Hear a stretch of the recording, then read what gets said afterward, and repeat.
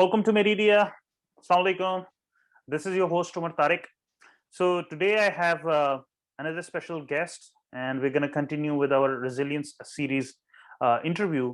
Before I do that, let's quickly talk about what is resilience. What does the word resilience mean? Resilience means the ability to recover quickly from stress, from hardships. और resilience पे यार किसी का copyright नहीं है. I am getting these comments कि भाई इसकी resilience ज्यादा थी, इसकी कम थी. ये नहीं है. हम सब में से जो भी बंदा सक्सेसफुल होता है ना, वो बहुत सारी स्ट्रगल से होकर गुजरता है. फर्क सिर्फ इतना है कि किसी की थोड़ी ज्यादा होती है, किसी की थोड़ी कम होती है, किसी की बहुत ज्यादा होती है, किसी की उससे थोड़ी कम होती है. लेकिन स्ट्रगल सबको करना पड़ता है. अब ये नहीं कह सकते कि भाई इसके लिए इजी था, इसके लिए कम इजी था. चाहे, और मैंने अपनी पिछले एक वीडियोस में कर्स ऑफ प्रिविलेज की बात की है कि किसी के पास कोई एडवांटेज है, कोई एडवांटेज, किसी की लाइफ में कोई ऐसा एडवांटेज हो ही नहीं सकता कि सिर्फ उसको उस एक एडवांटेज की बिना पर सक्सेस मिल जाए. तो on that note, let me welcome our next guest Taimur भाई. अस्सलाम वालेकुम, welcome to the show sir. अस्सलाम वालेकुम उमर भाई, बहुत शुक्रिया आपने हमें खिदमत का मौका दिया। और एज आपने पहले बताया है कि ये रेजिलियंस सीरीज है, इसमें हम बताते हैं। और आपका ये बहुत सदका जारी है एक तरह का कि आप इतनी खिदमत कर रहे हैं जो बाकी पार्टिसिपेंट्स अप्लाई कर रहे हैं यूएसएमएलई के लिए और स्टेप्स के लिए। I think it's a very great initiative. शुक्रिया, बहुत बहुत शुक्रिया. और यार मतलब जरूरी नहीं है, देखें मैं वही बताना चाहता हूँ कि जरूरी नहीं है कि हम कहें कि रेजिलियंस जो है सिर्फ अमेरिका में बैठे लोगों की है, या रेजिलियंस जो है वो सिर्फ यूएसए में ही करने वाला. रेजिलियंस सबकी है, या सिर्फ डॉक्टर्स की. तो पॉइंट है कि हर बंदे की एक स्ट्रगल है. जो भी बंदा लाइफ में आज कहीं पहुंचा है ना, वो बड़ी स्ट्रगल करके पहुंचा है. तो आप अपनी स्ट्रगल का बताइए. टेल अस अबाउट योरसेल्फ कि आप कहाँ से हैं, आप कहाँ से आए, कहाँ से आपने एमबीबीएस किया, उधर से लेकर आज तक का आपका सफर. Please go ahead. बिल्कुल सही। तो मैं बेसिकली हम लोग आर्मी फैमिली बैकग्राउंड है हमारा। फादर आर्मी में थे, तो we were getting posted a lot of like nearly all over the Pakistan. और उसमें मेरी जो एजुकेशन थी वो डिफरेंट सिटीज से थी, but I was able to get into very good medical college, army medical college. और उसमें I was able to secure as a medical cadet, meaning कि जो मेरी 5 years की एजुकेशन थी वो all paid by the army थी, but I had to serve army as well for either I had to serve or I had to pay the bond. लेकिन अल्लाह का बड़ा शुक्र है, अल्लाह का बड़ा फजल था कि अल्लाह ताला ने उस मेडिकल स्कूल में पहुंचाया। बड़ी अच्छी एजुकेशन थी। और उस वक्त जब हम गए थे मेडिकल स्कूल में, तो आपकी जो थिंकिंग प्रोसेस होता है या आपका जो एक जिसे कहते हैं कि आपका एक विजन जो होता है वो बड़ा लिमिटेड होता है, क्योंकि आप सिर्फ अपने मेडिकल स्कूल को देख रहे होते हैं और आप समझते हैं कि यही सारी लाइफ है, इसी तरह लाइफ चलेगी, इसमें कोई मुश्किलात नहीं होंगी। तो हमने जब 5 years मेडिकल स्कूल किया, ग्रेजुएट हुए, उसके बाद हमारी क्लासेस को पाकिस्तान मिलिट्री एकेडमी भेजते थे वो ट्रेनिंग के लिए 6 months के लिए। तो at the time when I was going there, मेरा एक बहुत अच्छा दोस्त था जो मेरे साथ मेडिकल स्कूल में था। He wanted to be like he wanted to be an MD, क्योंकि उसकी सारी फैमिली यहाँ पे थी और उसने वहाँ पे रिजाइन अप्लाई कर दिया। उसको देखा देखी मैंने भी कहा कि यार जो एक आपकी जिंदगी थी आर्मी मेडिकल कॉलेज की, was totally different from actual military life जो पीएमए में थी। तो मैंने भी रिजाइन अप्लाई कर दिया। अब ये हुआ कि हम दोनों के खिलाफ पूरी जो उधर एडमिनिस्ट्रेशन थी वो हो गई, लाइक दे मेड श्योर कि हम लोगों को सही ट्रीटमेंट मिले। लेकिन एट दैट टाइम मुझे ये अंदाजा हुआ कि यार आपके हाथ में बड़ी लिमिटेड चीज होती है, जो सारा कुछ होता है वो आपकी मेहनत और अल्लाह ताला की जो आपका है, अल्लाह ताला ने लिखी हुई किस्मत, उस पे होता है। रिगार्डलेस हम लोगों ने कर लिया, ग्रेजुएट हो गए वहां से हमें हमारी पोस्टिंग शुरू हुई। तो I was posted to Karachi. But in the mean time मेरी जो वाइफ हैं वो मेरे मेडिकल स्कूल की थी, और मेरी उनसे शादी हो गई मेडिकल हाउस जॉब में। हाउस जॉब मुझे कराची मिला, मैं पिंडी का था लेकिन मुझे हाउस जॉब कराची में मिला। तो उस वक्त जब मैं कराची पहुंचा, आई वाज लाइक यार चलो अब आर्मी में आ चुके हैं, आपको एक अच्छी लाइफस्टाइल मिल चुका है, बस अब आर्मी में ही रहना है और कुछ नहीं करना। यूएसएमएल का कोई उस वक्त कंसेप्ट ही नहीं था। लेकिन उसके बाद मेरी अम्मी और अब्बू दोनों ने थोड़ा-सा पुश किया कि भई आप आगे एजुकेशन के लिए सोचें, और मेरी वाइफ़ जो थी उसने भी सपोर्ट किया इस डिसीज़न को। और उसके बाद मैं हार्ड एरिया आया। लाइक कराची में मैं बिल्कुल कंप्लीट अपना हाउस जॉब किया। मेरा कोई वो बना नहीं था कि यार मैंने अब यूएस से मिली करना है, और मैं हार्ड एरिया पहुंच गया। हार्ड एरिया में कश्मीर में मैं गया, और वहाँ पे जब गया तो it was very isolating. There was no telecommunication networks. आपके पास बहुत ज़्यादा टाइम था सोचने का, but there was not time, यानी कि आपको लगता था कि आपको एक-एक सेकंड का पता चलता था कैसे गुज़रता था। तो मेरी वाइफ़ जो थी उन्होंने कहा कि मैंने पाकिस्तान के लिए कुछ करना है, और करने के लिए like I want to be doing something like public health. तो मैंने कहा ठीक है, तुम करो, कोशिश करो। और उसने अप्लाई किया, उसको एडमिशन मिल गया बॉस्टन में, Harvard T H N public school of health में। और उसको वहाँ पे वो चली गई वहाँ पे। तो मेरा भी उस वक़्त कोई प्लान नहीं था कि मैंने स्टेप्स करने हैं और आगे बढ़ना है। But I bought the books. मैंने कहा चलो मैं भी देखता हूँ क्या है, क्या नहीं है इसका। बट उसमें I had an asthma attack because of lack of facilities there. क्योंकि वहाँ पे चीज़ें तो होती नहीं थी, बिजली भी यानी कि काफ़ी हिट और मिस ही था। तो वहाँ पे लकड़ियाँ जला के आप गर्मी से करते थे, ये so I कश्मीर में? got an asthmatic कश्मीर में। तो then I got back to CMH, and then I said कि आप मुझे अगर एडमिट ही करना तो let me like transfer me to Pindi. अच्छा। क्योंकि वहाँ पे अम्मी-अब्बू थे, तो मैंने कहा थोड़ा मेरा शायद बेहतर हो जाए तबीयत। तो आई मूव्ड बैक टू पिंडी, और वहाँ पे मेरी कैटेगरी डाउन कर दी उन्होंने, क्योंकि I had pretty bad asthmatic attack. Category C में आ और गए थे आप? कैटेगरी सी में आ गया था। तो सही है। Just to add, sorry to उसमें इंटरप्ट यू देयर, अगर किसी को नहीं पता ना, जी, आर्मी में ये कैटेगरीज हैं, ए बी एंड सी। ए जो सबसे फिट बंदा है, और सी जो सबसे कम फिट बंदा है। जो सबसे कम फिट बंदा है उसके चांसेस ऑफ प्रमोशन कम हो जाते हैं, आगे बढ़ने के चांसेस कम हो जाते हैं रिलेटिवली। लेकिन ये है कि उसकी चूंकि हेल्थ रिक्वायरमेंट्स होती हैं, हेल्थ रीजंस की वजह से वो ऐसी मेजर स्टेशन पे रखते हैं जहां पर सीएमएचओ, और सीएमएच जो है मतलब अच्छा सीएमएचओ, सीएमएच पाकिस्तान में कंबाइंड मिलिट्री हॉस्पिटल जो है सबसे अच्छा पिंडी का है, फिर लाहौर, कराची वगैरह बड़े-बड़े स्टेशंस में ज़्यादा अच्छे सीएमएच होते हैं। Sir by the way, I am a army boy too, मेरे फादर आर्मी में थे, और आपको पता है अच्छा, मुझे भी अस्थमा था। आई डोंट नो, सीएमएच रावलपिंडी में मैं बहुत दफा गया हूँ बिकॉज़ ऑफ माय अस्थमा। अच्छा, तो इट्स काइंड ऑफ सिमिलर। सही। तो भाभी जो थी वो was she a medical cadet? No, she was a paying cadet. She was not अच्छा ठीक है, supposed to join the army. ठीक So है। she did the house job with me in Karachi, and then वो फिर पिंडी आ गईं, और उन्होंने अप्लाई किया। जीआरई सही, सही। टोफल था, उसको दे के तो she got into Harvard school of public health. मैं जब वहाँ पे था गॉट तो मैंने अपनी किताबें खरीदी और मैं पढ़ना शुरू हो गया। मेरा कोई प्लान नहीं था, लाइक अभी तक यूएसएमएल स्टेप का नहीं बना था। आप जो तो पिंडी आ गए आई हैं, जो कैटेगरी सी जब का मैं आपने, पिंडी आ गया ठीक है।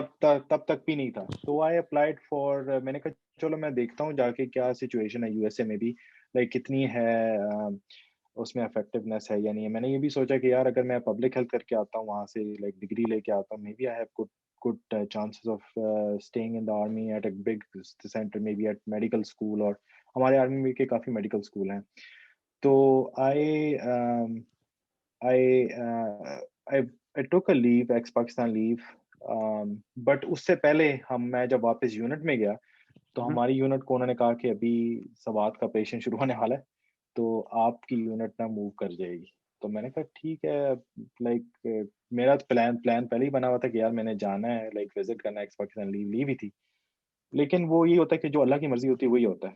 अल्लाह की मर्ज़ी ये थी कि मैंने जाना है सवात में, और सवात में जाके मैं ठहरा, लेकिन अल्लाह का करना ऐसा हुआ कि अल्लाह ने वसीले बनाए कि मेरा वहीं से छुट्टी हो गई, और then I came to US. US में मैंने कहा कि यार अब क्या किया जाए यहाँ पे? तो क्योंकि मेरे पास कोई पहले रिसर्च, मेरे पास कुछ वर्ड का भी नहीं पता था, ना एक्सेल का पता था।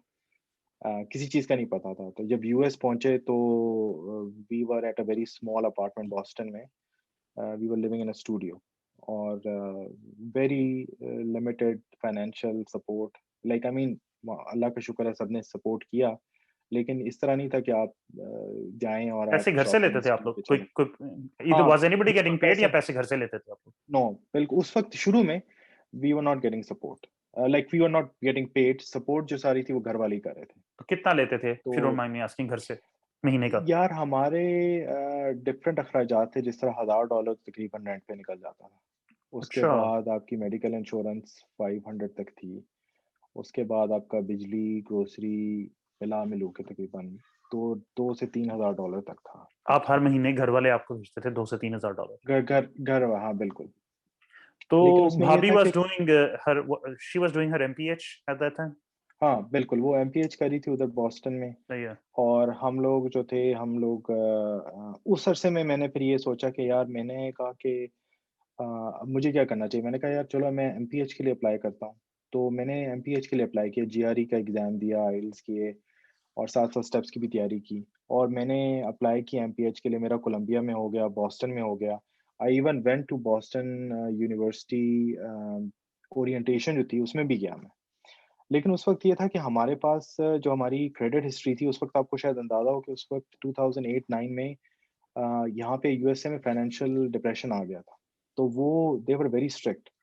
और हमने कोशिश की, मैंने मेरे चाचा थे ओहायो में, तो उनसे मैंने कहा, उन्होंने मेरे से को-साइन किया लोन पे, स्टूडेंट लोन के लिए, लेकिन आई गॉट डिनाइड।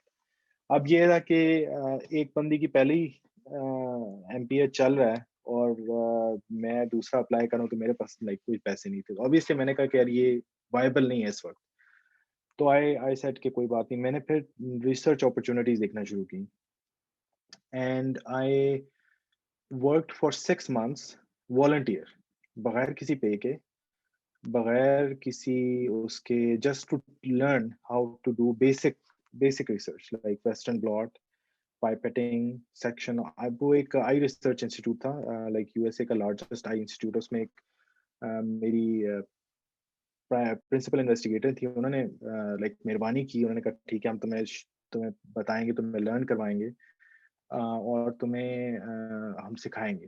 तो it was 6 months. I was without any pay. I was just paying for everything, like even going to that place, कि शायद ये मुझे रख ले। तो उसके बाद हम एक ऐसे स्टेज पे आए कि हमने कहा कि यार अब हमारा तो, क्योंकि फातिमा का जो मेरी वाइफ है उनका वीज़ा ख़त्म हो रहा था, कि ऑब्वियसली वो ग्रेजुएट होने वाली थी।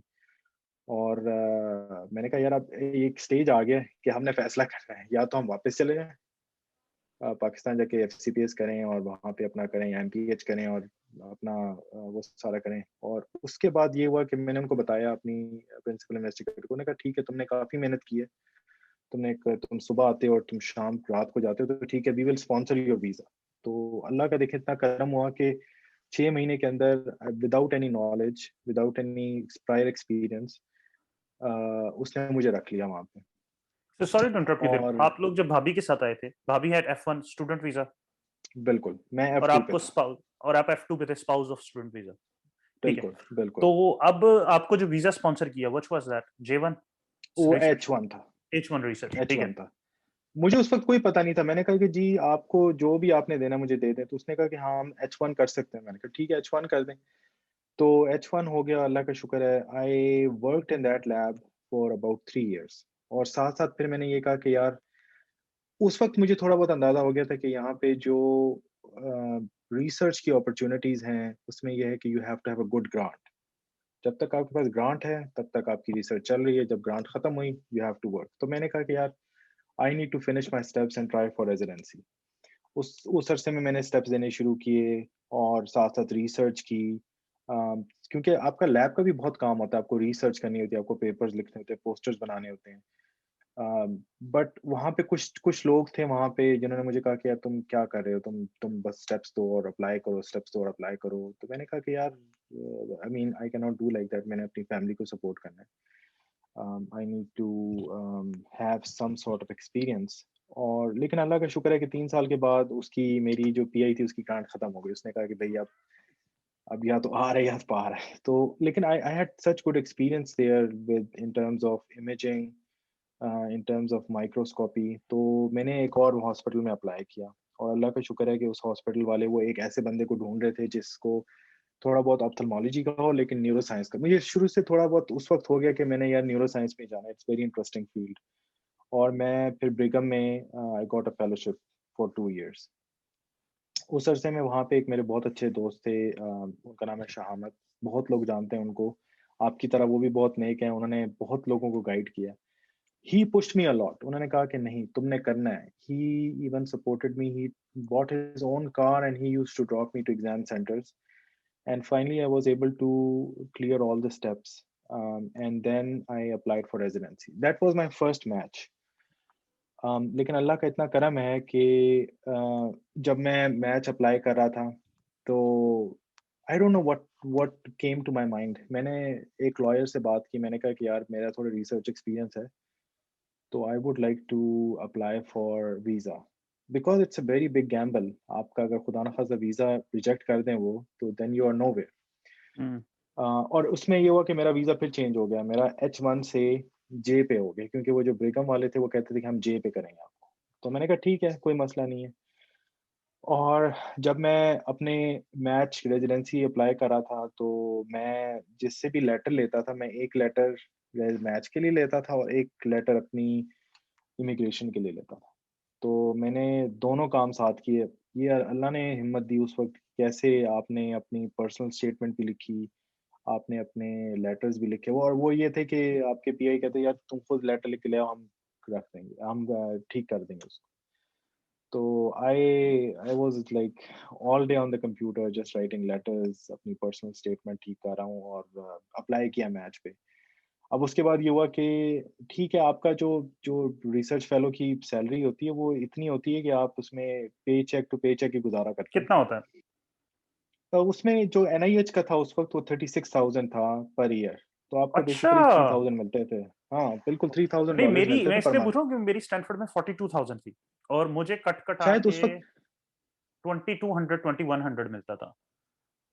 बिल्कुल, तो इसमें ये होता था कि वो आपको एक्सपीरियंस के साथ थोड़ा-थोड़ा ज़्यादा होता जाता था। हाँ तो हाँ, आई हमारा एग्री। उस वक़्त तकरीबन 3000 के करीब बनता, लेकिन वो कट-कटा के आपको 27-2600 मिलता था। और बॉस्टन आपको पता है बहुत महँगा शहर है, जस्ट लाइक स्टैनफोर्ड, आपका आधा बिल्कुल। रेंट में निकल जाती है। तो अल्लाह का शुक्र है कि अप्लाई किया मैच में। और एक बात मैं आपको और बताऊँगा कि मैच में ऐसे-ऐसे लोगों से हेल्प मिली जिसका आपको तसव्वुर भी नहीं था। और ऐसे-ऐसे लोगों का सही चेहरा पता चला कि जिनको आपको था कि यार ये तो भाई मेरे भाई हैं, ये मेरे जिगर हैं, ये तो करेगा ही करा। लाइक मेडिकल स्कूल के दोस्त, हाँ वो हाँ। फ़ोन ही नहीं उठाते थे। तो उस जब मुश्किल पड़ती है ना आप पे, तो आपको पता चलता है कि यार कौन बंदा आपका सही दोस्त है, कौन बंदा आपका बस ऊपर-ऊपर से टाइम पास है। तो लेकिन उसमें ये हुआ कि अल्लाह ने बड़ा करम किया, मेरे इंटरव्यूज़ आए। अब ये हुआ था कि यार पैसे नहीं है, कैसे जाएँ? एक डे इंटरव्यू मिशिगन में आया, बॉस्टन से मिशिगन की डायरेक्ट फ्लाइट $2000। मैंने कहा यार हम्म। मैं कैसे करूँ इसका? तो लेकिन वो ये हुआ कि मैंने फिर एक कार्ड बनवाया, अपना क्रेडिट कार्ड, और सारा खर्चा जो रेज़िडेंसी का था ना, वो उस पे डाल दिया। मैंने कहा उसमें ज़ीरो एपीआर था, मैंने कहा यार देखी जाएगी। लेकिन वालिदैन की दुआओं का और अल्लाह की मेहरबानी थी कि अल्लाह का शुक्र है मैच हो गया। और फिर हम इधर आ गए डैनवेल, अल्लाह का बड़ा करम है। तो ये एक जर्नी थी, लेकिन उसमें ये हुआ कि अब मुझे फ़िक्र लाख हो गई कि यार मैंने तो वो वीज़ा अप्लाई किया है, उसका क्या जी, गो अहेड। तो उसके बाद हम रेज़िडेंसी में आ गए, लेकिन उसके बाद यही था कि यार पता नहीं वीज़े का क्या होगा? बनेगा या नहीं बनेगा? और यहाँ पे जो प्रोग्राम वाले थे वो कह रहे थे कि जी क्या आपका वीज़ा स्टेटस है? हम ईसीएफएमजी के थ्रू अप्लाई करें J1 या नहीं? तो अल्लाह का शुक्र है ये कि उसमें क्योंकि आप उस स्टेज में थे स्टेटस चेंज में, तो उन्होंने कहा कि चलें आपको हम उस पे ले लेंगे। ईएडी कार्ड था वहाँ पे, हम्म। एम्प्लॉयमेंट ऑथराइज़ेशन कार्ड होता है। तो डॉक्यूमेंट कहते हैं उसको, तो उन्होंने कहा कि ठीक है आपका इसमें हम कर देंगे। तो अल्लाह का शुक्र है वो चलता रहा प्रोसेस। उन्होंने फिर रेज़िडेंसी शुरू हुई। It's a totally different experience, like ज़मीन आसमान का फ़र्क है पाकिस्तान में जो हाउस जॉब किया था और यहाँ पे जो किया था। पहले दिन जब मैं आया रेज़िडेंसी में, तो हमारे प्रोग्राम वालों ने मेडिसिन का, क्योंकि न्यूरोलॉजी में होता है पहला साल आपका, तो मेरा जो पहला दिन यहाँ पे था गाइज़िंगन में, वो नाइट फ्लोट था। पहला दिन नाइट फ्लोट था। और मैं कहूँ यार मैं तो बिल्कुल ही ये तो आर-पार हो जाएगा। कुछ पता नहीं था कि क्या डॉक्यूमेंट कैसे करते हैं, क्या कोई पता नहीं था कि ये अ, हमारा वहाँ पे डिफरेंट काइंड ऑफ ईएमआर था पहले, यहाँ पे एपिक था। तो कुछ पता नहीं था लेकिन वो भी अल्लाह का एक मेहरबानी थी क्योंकि उस वक़्त हमारे साथ एक सीनियर था। हर इंटर्न के साथ एक सीनियर होता था, तो उसने मुझे बड़ा गाइड किया, उसने बड़ा मुझे बताया। आहिस्ता-आहिस्ता करके फिर नाइट फ्लोट से फिर मैं क्रिटिकल केयर पे गया। क्रिटिकल केयर में काफ़ी डिप्रेशन हो गया कि यार सर्दियाँ थी, सुबह आप 5:30 बजे, पौने 6 बजे पहुँचते थे और शाम को 7:30 बजे घर आते थे, तो डिप्रेशन हो गया कि यार ऊपर से आप एक ही जगह सारा दिन बैठे रहते थे। सिक पेशेंट्स थे बहुत ज़्यादा, तो डिप्रेशन हो गया कि यार क्या करें? लेकिन अल्लाह का शुक्र है कि वो स्टेज भी गुज़र गया। उसके बाद फिर हमारे प्रोग्राम वाला का था कि स्टेप 3 आपका होना चाहिए। फिर स्टेप 3 के लिए मेहनत की, कोशिश की, अल्लाह का शुक्र है वो भी पास हो गया। उसके बाद ये हुआ कि उन्होंने माँग लिया एक और एविडेंस माँग लिया, रिक्वायर्ड फॉर फर्दर एविडेंस। उन्होंने कहा जी आप और लेटर दें। तो मैंने कहा यार मैं तो इतनी रिसर्च की थी, सबसे मैंने ले ली, कुछ वीजा 10-12 के लिए मैंने आप कह रहे हैं? वीज़ा के लिए। सही है। मैंने अप्लाई किया था ग्रीन कार्ड के लिए, तो उन्होंने कहा ये कि किस आप पे आपने अपना EB1 और वीजा पे कह रहे हैं? मैंने EB2 पे किया था, EB2 नेशनल पे, सही है। इंटरेस्ट हाईली EB2 स्किल्ड पे। रिसर्चर पे। हाईली स्किल्ड रिसर्च पे। तो उन्होंने कहा कि आप ना 5-6 लेटर और दें। फिर मैंने अपने कुछ 2 जो लैब में दोस्त बने थे उनसे रिक्वेस्ट की, जो मेरे पेपर दूसरे लोगों ने साइट किए तो उनको रिक्वेस्ट की। मैंने कहा जी मैं ये है, आप मुझे प्लीज़ गाइड करें। तो अल्लाह का करम हुआ कि उन लोगों ने दे दिया लेटर और within I think 1 year 2 year मेरा अल्लाह का शुक्र है ग्रीन कार्ड आ ड्यूरिंग गया। और रेजिडेंसी? जब से मैं आया जो ड्यूरिंग रेज़िडेंसी रेज़िडेंसी के पहले साल ही आई थिंक कोई 6 महीने में आ गया था। तो रेजिडेंसी आपने स्टार्ट किस पे की और थी? J1 पे, H1 पे? स्टार्ट मैंने स्टार्ट मैंने की थी एम्प्लॉयमेंट ऑथराइज़ेशन कार्ड में क्योंकि आपका जब तक ठीक है। स्टेटस चेंज होता है और आप मुल्क से बाहर हाँ, ना हाँ, जाएँ, हाँ। तो यू कैन स्टे और अच्छा तैमूर भाई, वी विल मैं कंटिन्यू, बट लाइक बिफोर जी, quickly if you can talk a little bit, क्योंकि बहुत ज्यादा लोगों को EB2 वीजे का नहीं पता होता और इस तरह रिसर्च बेस्ड बिल्कुल, एम्प्लॉयज, बिल्कुल। मैंने इसमें वीडियो बनाई है, लेकिन फिर भी since you did it I would appreciate if you can quickly talk a minute कि भाई ये क्या होता है, आप कैसे अप्लाई कर सकते हो, प्रोसेस क्या होता है, प्लीज गो अहेड। बिल्कुल। सो एम्प्लॉयमेंट जो बेस्ड कैटेगरी 2 होती है, वो जो सबसे फर्स्ट होती है वो EB1 कहते हैं उसको। वो ये होता है कि अगर आप नोबेल प्राइज़ लॉरेट की तरह का काम कर रहे हैं, जिस तरह आपने कोई 200 या 100-200 के करीब पब्लिकेशन की हैं और आपकी बहुत ज़्यादा साइटेशंस हैं। वो तो कैटेगरी नहीं थी, मेरी 2 EB2 थी जो जिसमें आपका होता है कि यार मॉडरेट टाइप के रिसर्चर हैं, आपकी इतनी साइटेशंस हैं तकरीबन 100 के करीब। और मैंने एक लॉयर किया था, लॉयर इज़ वेरी इंपॉर्टेंट क्योंकि उसने मुझे बहुत अच्छा गाइड किया। मुझे थोड़ा-सा बीच में उसको हुआ था कि यार ये काम नहीं कर रहा या सही नहीं कर रहा, लेकिन ही वाज़ वेरी गुड पीछे बैकग्राउंड में he had my full support और उसने मुझे काफ़ी गाइड किया, उसने रिकमेंडेशन आपको एटलीस्ट 10 टू 12 रिकमेंडेशन लेटर्स चाहिए होते हैं और आपको अपनी एक स्टोरी बनानी होती है, जिस तरह आपने अपने आप को बताना होता है कि आपने क्या-क्या काम किए हैं, आपकी क्या पब्लिकेशंस हैं और आपने किस तरह साइंस में आपने उनको अचीवमेंट की है। तो उसमें जो रिकमेंडेशन लेटर्स थे उन्होंने लॉयर ने उसको बड़े अच्छे तरीके से किया। बॉस्टन बेस्ड लॉयर था और वो वी वर इन टच और उसने काफ़ी मुझे अच्छा गाइड किया। तो बट आप इन अगर आप रेज़िडेंसी के बाद अप्लाई करें तो दैट्स अनदर वे। उसमें ये होता है कि हॉस्पिटल अप्लाई करता है but sometimes it can take time. Uh, शुरू हुई और फिर स्टेप 3 हो गया और उसके बाद मैं न्यूरोलॉजी में आ गया। मेरी वाइफ़ जो थी वो उसने कहा कि जी अब मैं क्या करूँ? मैं तो एमपीएच किया हुआ है लेकिन I am not doing anything from MPH. तो मैंने कहा फिर तुम भी रेज़िडेंसी अप्लाई करो और देखो तुम्हारा क्या गो अहेड। तो जब हम बॉस्टन में थे तो जब हम वो I was applying for fellowships तो रिसर्च फेलोशिप तो 2009 में हमारा बेटा पैदा हो गया था उस वक़्त और अल्लाह का बड़ा शुक्र है। तो फिर उसने भी हमें एक तरह का थोड़ी होप दी कि यार अब यहाँ पे थोड़ी रह के मेहनत कर लो, एक दफ़ा जान मार लो। तो अल्लाह का बड़ा करम है कि उस वक़्त अल्लाह ने हमें औलाद दी और and then we moved here. जब फातिमा ने भी उस वक़्त एक रिसर्च फेलोशिप की उसी इंस्टीट्यूट में आई इंस्टीट्यूट में, तो we were dropping Saad in the day care. तो उस वक्त अच्छा, हमारी बॉस्टन जो में फाइनेंशियल, बॉस्टन में, कितने तो पैसे फाइनेंशियल देते थे आप डे सिचुएशन, केयर? या डे केयर के हम तकरीबन 2000 के करीब देते हैं। तो एक पे तो डे केयर में जाती थी, और दूसरी पे जो थी उसमें से आधा आपका घर का गुजारा होता था, आधा आपको अम, आधा आपको रेंट में चला जाता था अपार्टमेंट के। तो उसमें बस it was difficult situation, but I think उसमें फातिमा का भी था कि she wanted to get into good standing professionally. तो उसने, उसको भी अल्लाह का शुक्र है, रिसर्च फेलोशिप उसी इंस्टीट्यूट में मिल गई।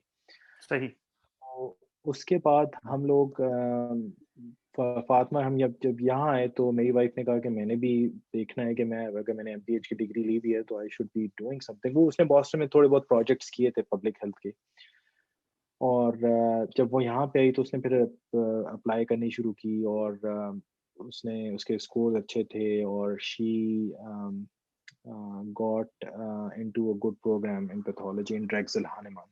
ये बात है 2016 और 17 की। अब हमें ये मसला हुआ कि यार अगर हमारा बेटा था, और हमने ये सोचा कि यार अगर हम उसको साथ को फिलाडेल्फिया भिजवाएं तो वहाँ पे उसको कौन देखेगा, स्कूल्स का क्या होगा। यहाँ पे तो हमें पता था कि यार ये स्कूल अच्छा है, क्योंकि यार डीसीडीसी एक हम्म। डे केयर था वहाँ पे था। फिर ही वेंट टू सेंट जोस, जो कि एक अच्छा स्कूल है। तो हमने कहा कि चलो यहीं पे कहते हैं, यहाँ पे हमें थोड़ी सी बहुत अंडरस्टैंडिंग है। तो मैंने उस वक्त अपनी प्रोग्राम डायरेक्टर थी, जिनकी बहुत मेहरबानी है, मैंने उनसे बात की। मैंने कहा कि ये है मेरा मसला, मेरी बीवी को रेजिडेंसी मिल गई है, उसने तो जाना है, उसका मैच हो गया है। मैं अब इधर ही हूँ, क्योंकि मुझे ये प्रोग्राम अच्छा लगता हम्म। है, और आप मुझे बताएं कि आप मेरी कितनी हेल्प कर सकते हैं। तो उसने मुझे कहा कि ठीक है, तुम ऐसा करो, क्योंकि तुम अच्छे रेजिडेंट हो, तुम ये करो कि तुम थोड़ा लेट आ जाए करो, तुम साइन आउट लेने लेट आ जाए करो। लाइक तुम 6 बजे की बजाय तुम 7 बजे आ जाए करो, और शाम को तुम बेशक अपने बेटे को ला के ना एक साइड वाले कमरे में बैठा दिया करो, और तुम्हें अगर जल्दी भी जाना हो तो तुम किसी दूसरे सीनियर को देके तुम जा सकते हो। तो बड़ी मेहरबानी थी, यानी कि कोई इस तरह करता नहीं है, बड़ी बात लेकिन है वैसे यार। उसने, हाँ, बड़ी बात है। उसने उसने बड़ी मेहरबानी की। उसने कहा कि ठीक है, हम तुम्हें सपोर्ट करेंगे। उसके बाद 1 साल ये था कि सुबह मैं इसको प्री डे केयर में था, उसमें मैं छोड़ता था 7 को 6:30 बजे, और वो फिर वहाँ से इसको स्कूल लेके जाते थे बस पे, और फिर स्कूल से वापस ला के वो इसको पोस्ट डे केयर में रखते थे। लेकिन हमारे साथ कोई, वही मैं बताता हूँ कि आपको कभी कभार ऐसे ऐसे लोगों से मिलती है यार, हेल्प मिलती है, अल्लाह ताला वसीले बना देता है कि आपको यकीन नहीं आता। लाइक वसीम भाई थे, वसीम भट्ट जो थे, उन लोगों ने हाँ बड़ी हाँ हाँ। हेल्प की। एक और इंडियन थे हमारे साथ, हम साए थे, उन्होंने बहुत हेल्प की। वो कभी कभार साथ को ले आते थे, अपने घर रखते थे, खाना खिला देते थे। लाइक कोई भी नहीं करता, हालांकि उनका उनका बेटा और हम साथ जो दोस्त थे, तो उसका बड़ा अ, अच्छा हो जाता था कि वो इत्मीनान होता था। लेकिन जब कभी स्नो पड़ती थी और डे केयर बंद हो जाता, तो फिर बंदे को समझ नहीं आती थी कि यार क्या करें। फिर क्या बस करते थे आप? बंदा, फिर मैं उनसे रिक्वेस्ट करता, मैं कहता था कि अगर आप देख लें इसको साथ को थोड़े देर के लिए, क्योंकि यार नैनी रखना उस वक्त हम अफोर्ड नहीं कर सकते थे, क्योंकि दो, फातिमा का फिलाडेल्फिया में था अपार्टमेंट, यहाँ पे हमारे घर का खर्चा था, तो और स्कूल का फिर खर्चा था, तो वो हमें बिल्कुल फाइनेंशियली हमें हम्म। साउंड नहीं करता था। तो लेकिन वो ये हुआ कि फिर अल्लाह ने ये करम किया कि मेरे अम्मी अब्बू का भी वो फैमिली बेस था, मेरे चचा ने अप्लाई किया उनका, तो उनका जो था ग्रीन कार्ड वगैरह वो हो गया, और वो आ गया। उन्होंने काफ़ी सपोर्ट किया, अब्बू ने अम्मी ने बहुत ज़्यादा सपोर्ट की उस टाइम पे। उसके बाद ये हुआ कि हमारा दूसरी जो बच्चा था वो ऑन द वे था, आलिया। माशाल्लाह। तो माशाल्लाह, तो फातिमा ने उस वक्त ये सोचा कि यार, मैंने तो उसको काफ़ी सपोर्ट किया, मैंने कहा तुम रेजिडेंसी कंटिन्यू करो, तुम ख़त्म करो, and then we will see. लेकिन उसने कहा कि नहीं, I would like to focus on the family, तो I will take a break. तो उसने वहाँ से 1 साल ख़त्म किया, और उसकी भी प्रोग्राम डायरेक्टर बड़ी सपोर्टिव थी वहाँ पे। उन लोगों ने भी उसको अच्छा लेटर दिया, 1 साल का सर्टिफिकेट दिया, and then she decided to take a break, और वो फिर वापस आ गई। तो वहाँ की रेजिडेंसी हाँ, छोड़ दी? वहाँ की रेजिडेंसी छोड़ दी, ये हानेमान कब? की। तो ठीक है, ये ड्रेक्सल में 2000 पैथोलॉजी की रेजिडेंसी भाभी ने छोड़ दी? छोड़ दी, 2017 की बात थी ये। अच्छा। 2017 का लाइक जुलाई था। तो उसके बाद मैंने अपनी रेजिडेंसी कंटिन्यू की। 2018 में मैंने ग्रेजुएट किया, अल्लाह का शुक्र है, अल्लाह ने got like good grades and everything. और उसी दौरान मैं फिर फेलोशिप अप्लाई कर रहा था। जब फातिमा फिलाडेल्फिया में थी तो मैं फेलोशिप्स के लिए अप्लाई कर रहा था, लेकिन मैंने जो फील्ड चुनी थी, क्योंकि मेरी रिसर्च पहले एमएस पे थी, तो मैंने न्यूरोइम्यूनोलॉजी की रिसर्च चूज की थी। उसके बड़े थोड़े से प्रोग्राम है और वो फंडेड नहीं होती। आपको फंडिंग खुद तलाश अच्छा। करनी होती है। या तो आपको अच्छा। ग्रांट अप्लाई करनी होती है, या आपको कहीं से फंडिंग ढूँढनी पड़ती है। अब उसकी फंडिंग बहुत मुश्किल है। तो मैंने शुरू किया उसमें इंटरव्यू। मैंने सिर्फ़ 10 प्रोग्राम में अप्लाई किया था, जो सिर्फ़ ईस्ट कोस्ट पे थे। और वो भी ऐसे कि रेडियस में वो 4 से 5 घंटे के फासले पे हों। तो फिलाडेल्फिया के इर्द-गिर्द जो 4-5 घंटे के फासले पे जितने प्रोग्राम थे, मैंने अप्लाई किया। तो अल्लाह का शुक्र है कि हॉपकिंस वालों ने एक्सेप्ट कर लिया। उन्होंने कहा ठीक है, आप ग्रांट पे काम करें आप। तो मैं जब नाइट फ्लोट पे होता था, तो जब पेशेंट्स नहीं देख रहा होता था, तो मैं बैठ के अपनी ग्रांट पे काम कर रहा होता था। सारी रात यही होता था। तो सारी रात बैठ के कुछ, कभी कोई आ गया तो ठीक है, वरना फिर आप ग्रांट पे काम किया। और उसके बाद और मज़े की बात ये है, जब फातिमा फिलाडेल्फिया में थी तो हमारे प्रोग्राम वालों ने भी बहुत हेल्प की। यानी कि 1-2 रेज़िडेंट्स थे, उन्होंने कहा कि ठीक है, हम तुम्हारे लिए एक्स्ट्रा नाइट फ्लोट कर लेंगे। लाइक ये बड़ी बात होती है। नाइट फ्लोट का आपको हम्म। पता है कि लोग करते नहीं हैं, क्योंकि it's such a change from day to night. तो उन्होंने मेरा नाइट फ्लोट लिया, but I returned them out in 4th year. जब फातिमा आ गई वापस, तो मैंने उनको रिटर्न किया, मैंने एक्स्ट्रा नाइट फ्लोट किया। और मैंने ग्रांट अप्लाई किया, अल्लाह का शुक्र है ग्रांट भी अप्रूव हो गई। और फिर मैं हॉपकिंस गया अपनी फेलोशिप के लिए। लेकिन हमें उस अरसे में लाइक हमारे ऊपर एक लाइक हमने ये सोचा कि अब क्या किया जाए, क्योंकि Danville is a very family oriented place, Geisinger भी ठीक था। तो यहाँ पे जो पैथोलॉजी का प्रोग्राम था, Fatima was very inclined towards it. उसने कहा कि यार ये प्रोग्राम अच्छा है, इनके पास ज़्यादा एस्पेक्ट्स भी हैं, तो she said that we should come back. फिर मैंने इनसे साइन किया। मैंने कहा कि my wife is going to apply, और उसको उन्होंने कहा कि ठीक है, we will take her in PGY two. तो ये अल्लाह का बहुत करम था कि अच्छा, उन्होंने तो when she came back pathology, Geisinger she was pathology. PGY two, अच्छा, she very came as a nice. PGY two. Very nice. या ठीक है। तो अल्लाह का ये बड़ा शुक्र है। लेकिन मैं वही आपको बता रहा हूँ उमर भाई कि ये it was a lot of struggle, both like physically, mentally, emotionally. और मैं जब यहाँ पे आया था तो I didn't go back for about 5 years. मैं लाइक जब तक मेरा ग्रीन कार्ड नहीं हुआ था, तब तक मैं पाकिस्तान नहीं गया, क्योंकि मेरा ये था कि I would probably have to stamp my visa, क्योंकि मेरे वीज़े इतनी दफ़ा चेंज हो गए थे। पहले F2 से H1, फिर H1 से J1, फिर EAD।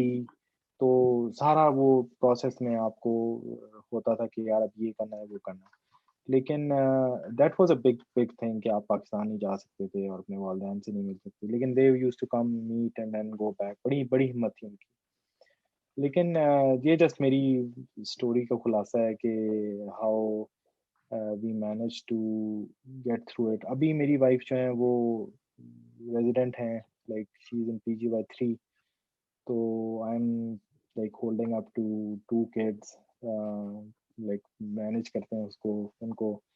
अ, लेकिन ये है कि आपको एक बंदे को कॉम्प्रोमाइज़ करना होता है, एक बंदे को थोड़ा-सा सपोर्ट करनी होती है दूसरे बंदे को। उसने पहले मेरी सपोर्ट की, जब मैं रेज़िडेंट था, मैं इंटर्न था। क्योंकि हम मुझे उस वक़्त कुछ पता नहीं था कि क्या करना है, क्या नहीं करना है। और but she supported me, she took over the house, साथ को देखना, बच्चों को देखना। तो जब अब उसकी रेज़िडेंट थी, तो आई एम सपोर्टिंग हर। और इवन फेलोशिप में भी उसने बहुत सपोर्ट किया मुझे। यार बड़ी खुशी हो रही है तैमूर भाई, सीरियसली जी, बहुत खुशी हो रही है मुझे इंटरव्यू, क्योंकि देखें वी आर फ्रेंड्स राइट। मैं आपको कितने जी, अरसे जी, से 7-8 साल हो गए हैं राइट। हम लोग गपशप बिल्कुल। लगाते हैं, मिलते हैं एक दूसरे से, हमने कभी एक बात नहीं की इस बारे में। मुझे यकीन माने इल्म नहीं था, मुझे ये नहीं पता था कि आपको रिसर्च का कुछ भी पता है। और मुझे ये नहीं पता कि आपको बस ईवी, मतलब बड़ी स्ट्रगल की है यार आपने, जी, माशाल्लाह। मतलब तो आपने ग्रेजुएट कब किया था आर्मी मेडिकल कॉलेज से?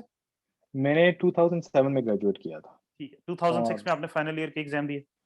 2006 के, जी बिल्कुल। और उसके बाद 2006 के मिड से लेके 6 मंथ के लिए हम लोग पीएमए गए थे। तो जब पीएमए से वापस अच्छा, आए, सही तो है। उनके बाद उन्होंने हमें फिर ग्रेजुएट किया था। सही है। तो फिर आपने तो 2006 यानी जो सिविल मेडिकल कॉलेजेस हैं उनका आपका 2006 की ग्रेजुएशन है। फिर जी, आपने बिल्कुल, आर्मी में 2 ढाई साल कश्मीर में सर्व किया, कराची में काम बिल्कुल, किया। फिर आपने बिल्कुल, आके 5 साल रिसर्च की। 3 साल पहले बिल्कुल, आपने 6 महीने अनपेड की, फिर 3 साल, फिर 2 साल, फिर जाके आपको रेजिडेंसी मिली। बिल्कुल। लेकिन उसमें मेरा ये था कि जब आप 2 काम एक साथ कर रहे हो, multitasking was a difficult thing और उसमें फिर ये था कि थोड़ी-सी हेजिटेंसी थी उस वक़्त कि यार चलो ये रिसर्च ही पकड़ लेते हैं, पीएचडी कर लेते हैं। तो I explored those options as well. मेरा बड़ा था कि यार मैं लाइक रिसर्च बनूँ, लेकिन जब उसमें आपको थोड़ा-सा अंदाज़ा होता है, आप जब फिज़िकली वो काम कर रहे होते हैं, तो यू फ़ील कि रिसर्च में grant you are dependent upon grant. जब तक ग्रांट है, तब तक वो कहते हैं ना जान है तो जहान है, तो उसमें भी रिसर्च में भी यही है। जब तक ग्रांट है तो फिर रिसर्च है, अदरवाइज़ नहीं है। तो वो बड़ा मुश्किल एक फ़ेज़ था।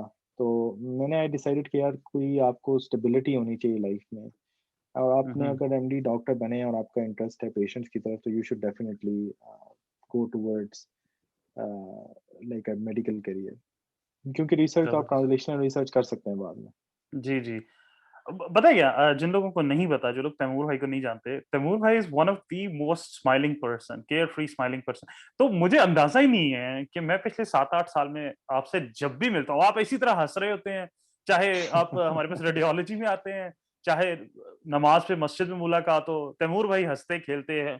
यार बंदे की लाइफ में कोई स्ट्रेस ही नहीं है यार, हमेशा जब देखो हंस रहा है, खुश है। मतलब देखें, माशाल्लाह you are probably pretty good at compartmentalizing के घर पे क्या चल रहा है। भाभी उधर फिली में रेजिडेंसी कर रही हैं, साद को आप देख हुँ, रहे हैं single handedly, as almost like as a single parent उस वक्त जब भाभी की रेजिडेंसी बिल्कुल, चल रही है। और बड़ा बड़ा बिल्कुल। माशाल्लाह आपने हिम्मत की है। तो मुझे ये बताइए कि स्पेसिफिकली आप आर्मी मेडिकल कॉलेज से आए थे। जी, आपने आर्मी में 2 ढाई साल काम किया, तो आप कह रहे थे बॉन्ड होता है, फिर एक्स पाकिस्तान लीव ली। आर्मी को छोड़ना कितना मुश्किल था? आर्मी को छोड़ना यार बहुत मुश्किल था क्योंकि उस वक़्त डॉक्टर्स की भी जो डॉक्टर्स की स्ट्रेंथ थी वो बहुत कम होती थी। लेकिन क्योंकि मेरी कैटेगरी लो हो चुकी थी और अ, मैंने फिर ये भी एक पॉइंट बनाया कि यार मेरा जो है लाइक अस्थमा अटैक हुआ है और मेरी जो आगे प्रमोशन के चांसेस हैं वो कम हैं। तो उस वक़्त फिर अब्बू ने काफ़ी हेल्प की, उन्होंने बॉन्ड फिर किया, पे किया आर्मी को और कितना बॉन्ड था? एमडीए की यार मेरा तकरीबन 9 लाख तक था, 9 लाख था ठीक है। उस वक़्त, क्योंकि कुछ सर्विस तो मैंने कर ली थी। लेकिन हम्म। ये था कि उसके बाद ब लाइक आई स्टेड देयर क्योंकि मैंने फिर वीज़ा अप्लाई किया F2 का, तो मैं 3-4 महीने फिर उधर पिंडी इस्लामाबाद में रहा। So I tried to do some workshops there, especially with the NUST. उनके 2-3 कोर्सेज़ थे रिसर्च के ऊपर, वो मैंने कोशिश की लर्न करने के और डिफरेंट वर्कशॉप्स होती थी, तो वो अटेंड करने की कोशिश की। मैंने कहा थोड़ा अपना सीवी बंदा बना लेता उस टाइम पे। लेकिन जो स्ट्रगल थी 6 मंथ्स की वो काफ़ी ज़्यादा थी। जब सही मैं है। बॉस्टन आया और जब मुझे मिला जब मुझे उसने स्पॉन्सर किया, तो वो काफ़ी बड़ी मुश्किल स्टेज थी। उससे पहले मतलब क्योंकि आपके पास पैसे नहीं थे, हर महीने आपको पैसे घर नहीं से थे। 2,500 से 3,000 डॉलर घर वालों से मंगाने बिल्कुल, पड़ते थे। बिल्कुल घर से मँगवाना क्योंकि आपकी अपनी सेविंग तो कोई ख़ास नहीं थी यार फ़ौज में क्योंकि आपको इतनी ज़्यादा तनख्वाह नहीं होती फ़ौज में। आपका लाइक आई मीन एवरेज होती है और आपने हम्म। थोड़ी बहुत सेविंग की होती है, लेकिन ऑब्वियसली जब आप कन्वर्ट करते हैं रुपीज़ को डॉलर्स में तो it makes lot less amount जब आप सही। देखते हैं। सही। तो सर लेकिन मुझे ये बताइए कि अभी जो, अगर कोई आपका अगर आप आर्मी में रहते, राइट, कैटेगरी सी पे, तो कितना मुश्किल होता आपके लिए फर्दर ट्रेनिंग लेना और प्रमोशन करना? आपकी प्रोफेशनल ग्रोथ लिमिट हो जाती है, फ्रॉम व्हाट आई अंडरस्टैंड। आपको ट्रेनिंग में भी 7 8 साल वेटिंग लिस्ट पे बैठना पड़ता है और कैटेगरी सी में और मुश्किल हो जाता है आपको मिलना, राइट? बिल्कुल आप सही कह रहे हैं उमर भाई। कैटेगरी सी में आपको प्रमोशन का ज़्यादा फ़र्क पड़ता है। आई थिंक ट्रेनिंग आपको मिल जाती है। अच्छा। लेकिन उसमें थोड़ा-सा ये भी था कि जब हम लोग उस वक़्त आर्मी में थे तो उन्होंने ये एक क्लॉज़ बनाया था कि आपने हार्ड एरिया पहले काटना है और you have to serve then you can apply. Like ये नहीं था कि आप हाउस जॉब खत्म करें and then you can apply for FCPS. और इवन आप जब एफसीपीएस कर लेते हैं तो then you go to hard area again as a GDMO, like general duty medical officer, और फिर आप वहां से अप्लाई करते हैं अपने एफसीपीएस पार्ट 2 के लिए। और लेकिन आर्मी की लाइफ, आई मीन, अगर आपका एक सब माइंडसेट बन जाता है ना जब आर्मी की लाइफ का, तो that's not a bad life at all. आपकी बड़ी कंफर्टेबल लाइफ होती है, आपको पेंशनेबल जॉब है। तो बट ये है कि आपने पोस्टिंग्स काटनी है। थोड़ा पोस्टिंग से मुझे भी ये होता था कि यार आप एक जगह सेटल होते हैं, फिर 2 साल के बाद आपने अपना बोरिया बिस्तरा बंद करके एक टोटली न्यू जगह पे जाना है। लेकिन as I a mean kid ना, बैच मैं sorry to interrupt, as a kid मैं हर 2-3 साल बाद कहीं और जाता था क्योंकि अब्बू की पोस्टिंग हो जाती थी। और कभी कोई आपके स्कूल में दोस्त ही नहीं बनते क्योंकि आपने बिल्कुल पहली दूसरी क्लास कहीं और पढ़ी है, तीसरी चौथी पांचवी कहीं और, बिल्कुल फिर कोई और बिल्कुल। लोगों के स्कूल फ्रेंड्स होते हैं, ये मेरा किंडरगार्टन से पहली से दोस्त है। मैं यार मुझे तो कोई सारे हर 2 साल बाद नहीं, 3 साल बाद नए दोस्त बनते हैं आपके। तो बिल्कुल। सही सही। तो ये बताइए मुझे कि अब आप भी डॉक्टर थे, ठीक है, भाभी भी डॉक्टर थी, और बहुत से डॉक्टर्स का ये इशू होता है कि हम लोगों को ना लाइफ में बहुत स्ट्रेस होता है डॉक्टर्स को, और वो स्ट्रेस घर में भी आता है, जो मर्जी आपको थोड़ा बहुत आता है।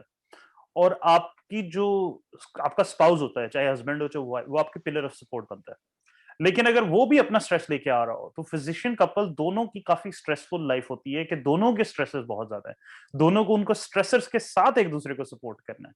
और फिर उसके बाद बच्चे सबसे बड़ी आपकी खुशी होती है, पर सबसे बड़ा आपको वो भी एक स्ट्रेस होता है कि उनका भी ख्याल रखना है। बिल्कुल, तो व्हाट वाक़ई वर सही योर बात। Challenges, how did you manage all this बच्चों के यार साथ अमर खास तौर भाई, पे? आपको भी अंदाज़ा है, आपके भी माशाल्लाह 2 बच्चे हैं, आपको एग्ज़ैक्टली अंदाज़ा है कि जब आप इवन रेस्टोरेंट में खाना खाने जा रहे हो, तो आपको होता है कि यार अपनी डिश वहाँ पे हो ना हो, बच्चों का इंतज़ाम पहले हो, लाइक बच्चों की एडमिनिस्ट्रेशन जो है वो ठीक हो, उनके लिए खाना हो। तो बस ये है कि यार लाइक मेरा तो ये है कि अभी जिस तरह फातिमा की रेज़िडेंसी चल रही, जब पहले मेरी रेज़िडेंसी चल रही थी, तो फातिमा सपोर्ट कर रही थी क्योंकि उसकी ब्रेक थी। लेकिन जो मुश्किल टाइम हमारा था जब वो फिलाडेल्फिया में थी, तो that was a very difficult time. लेकिन मेरे पेरेंट्स आए, उन्होंने काफ़ी सपोर्ट किया। तो उस लिहाज से काफ़ी सही हो गया। अभी ये है कि हम लोग थोड़ा-सा कोशिश करते हैं कि इम्प्रोवाइज़ करें। जिस तरह एक तरफ पैंडेमिक आ गया, तो आप लाइक घर से काम कर रहे हैं, तो दैट्स समथिंग डिफरेंट। लेकिन जिस तरह आपका ग्रोसरी का है, तो हम मैनेज करते हैं कि बच्चों को भी उसमें इन्वॉल्व किया जाए कि यार चलो इनको लेके जाओ, इनसे चीज़ें उठवाओ, कि तुम बताओ तुम्हें क्या चीज़ पसंद है या तुम ये चीज़ उठा के रखो। तो ये है कि ये इनकी भी थोड़ी-सी पार्टिसिपेशन हो जाती है और आपका काम भी हो जाता है।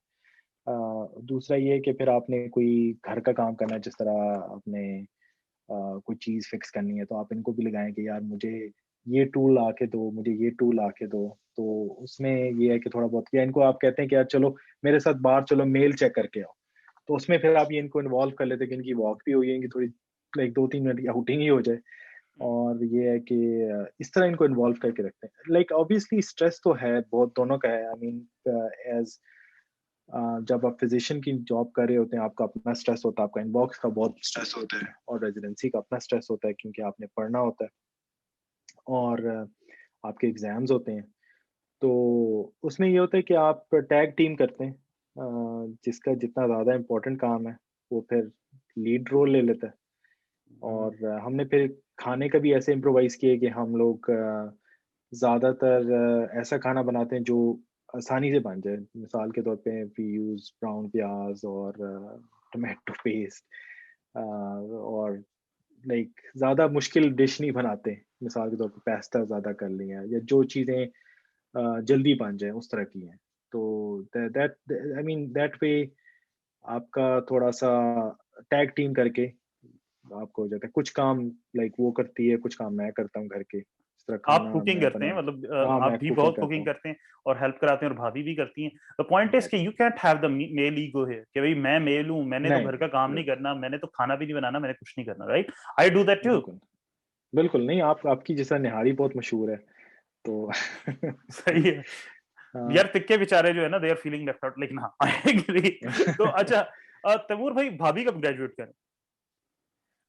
फातिमा का इंशाल्लाह 2021 में उसका ग्रेजुएशन है। तो उसके बाद इस साल या ऑब्वियसली अगले उनका साल? फेलो अगले साल, सॉरी तो 2022। 2022 में, हाँ। 2022 में। अभी तक आप तो 2020 में हैं सर। जब पेंडेमिक ने बिल्कुल। अच्छा, तो तैमूर भाई 2006 में आप दोनों ने ग्रेजुएट किया, बिल्कुल ठीक है, सॉरी 2007 में ग्रेजुएट किया, लेकिन for all the practical purposes आपके फाइनल ईयर के एग्जाम 2006 में हो गए थे। बिल्कुल बिल्कुल 2021 आ गया, 15 साल गुजर गए उससे, ठीक है, बिल्कुल। लगता नहीं है कि इतना 15 साल मेहनत की है। इतना टाइम गुजर और गया वाकई। हाँ, और भाभी जो है वो 2022 में ग्रेजुएट कर रही हैं, 16 साल after final year MBBS exams. Looking back, do you think it was all worth it? यार उमर भाई, मेरा ख्याल से जितना अल्लाह ताला ने नवाजा है ना, अल्लाह ताला का लाख लाख शुक्र है। कोई अल्लाह ताला से गिला नहीं है। अल्लाह ताला का बहुत शुक्र है। अल्लाह ताला ने हर जगह सपोर्ट किया, जहाँ पे मुश्किल आती थी ना, अल्लाह ताला कोई ना कोई वसीला बना देता। जैसे मैंने आपको कहा था, जब मैं रेजिडेंसी अप्लाई कर रहा था, आप लोगों से कांटेक्ट करते थे।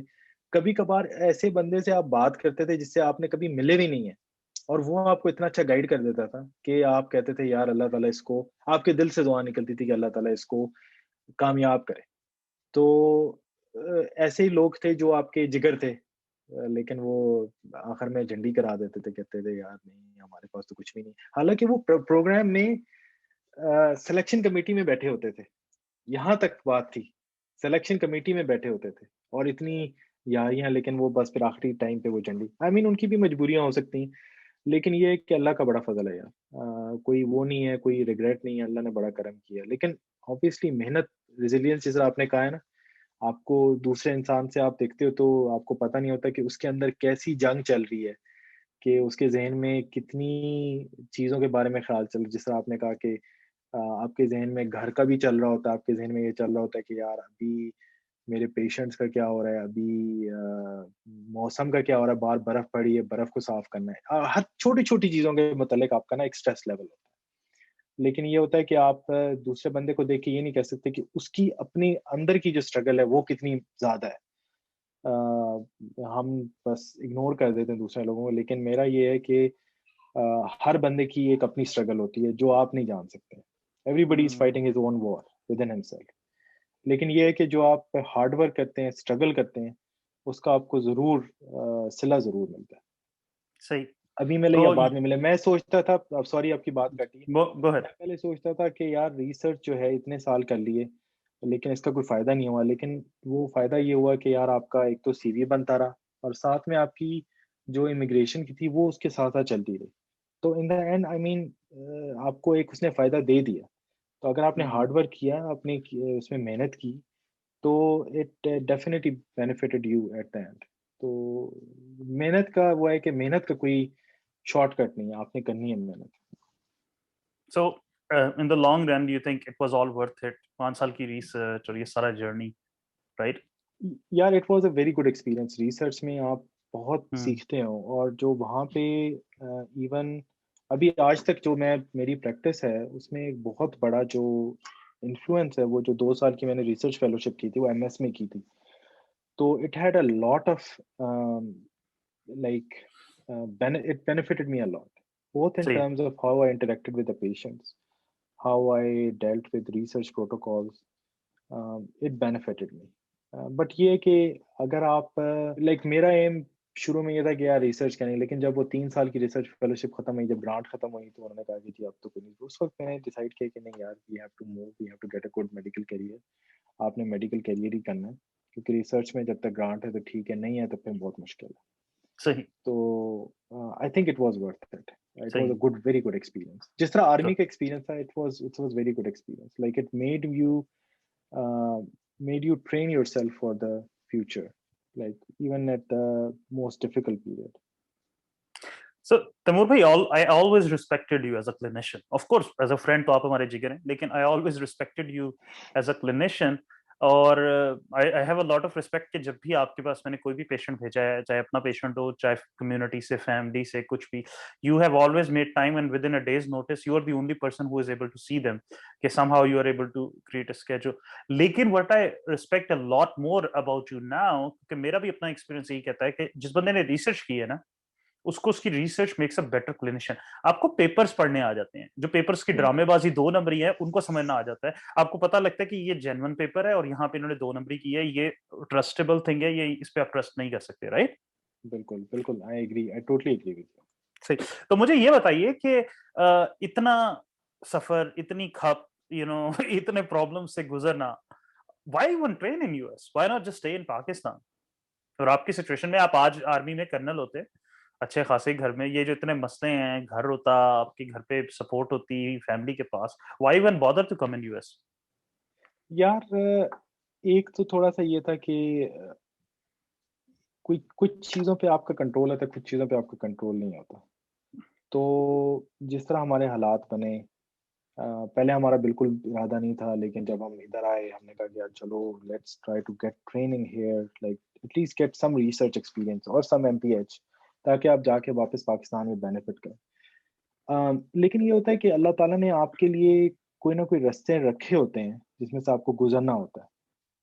जिस तरह मेरा हार्ड एरिया का एक्सपीरियंस था, उसमें से आपने गुज़रना ही गुज़रना था। जिस तरह मेडिकल स्कूल है, आपने 5 साल गुज़ारने ही गुज़ारने हैं, उसके अलावा कोई शॉर्टकट नहीं है।